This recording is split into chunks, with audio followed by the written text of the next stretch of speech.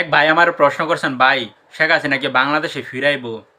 আচ্ছা, এই প্রশ্নটার উত্তরটা দেওয়ার আগে আপনার একটা জিনিস বিষয় জানতে হইব।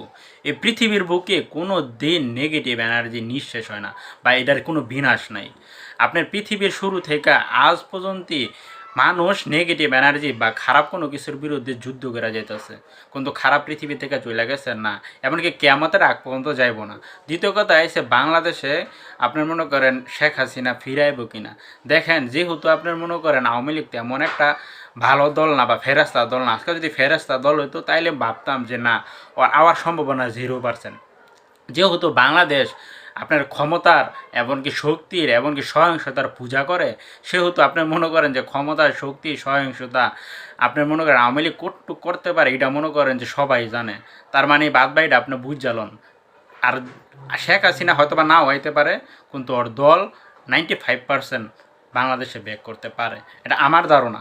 বুঝছেন, আমি কিন্তু কোনো দল করি না ভাই, এটা আমারও ধারণা।